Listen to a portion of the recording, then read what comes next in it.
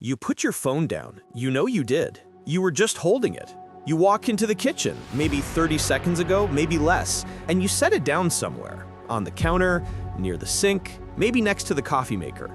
And now, nothing.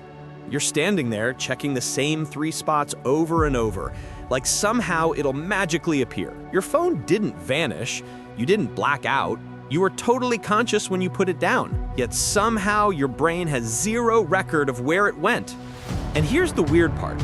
You can remember your childhood phone number, the name of your 3rd grade teacher. You can remember what your grandmother's house smelled like 20 years ago. So why can't you remember something that happened 30 seconds ago? The autopilot brain. Here's the truth. Your brain didn't forget where you put your phone. It never remembered in the first place. Think about this morning. You brushed your teeth, got dressed, made coffee, grabbed your keys. If I asked you right now which sock you put on first or which hand picked up the toothbrush, you probably couldn't tell me. Not because your memory is bad, but because your brain never bothered to record it. This is called automatic behavior. It's a built-in efficiency system. Your brain constantly decides what deserves attention and what doesn't. Routine, repetitive tasks, like setting down your phone, don't make the cut. They're too ordinary. So your brain runs them on autopilot to save mental energy for real decisions.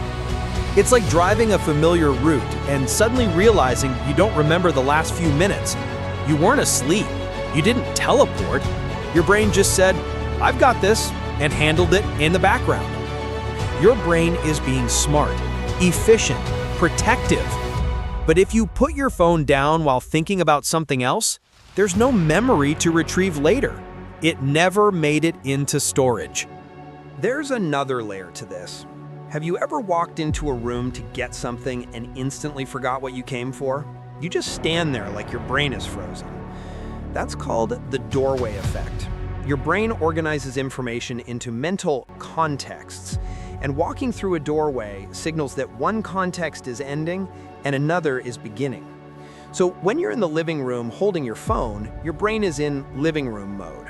But the moment you walk into the kitchen, your brain switches to kitchen mode and closes the previous mental file. And guess what? The memory of where you put your phone was stored in the previous context. That's why retracing your steps works. You're reopening the file. Your brain isn't broken.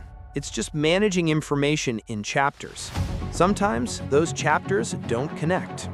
Here's the key point. You don't forget everything. You remember where you put your wallet before a trip.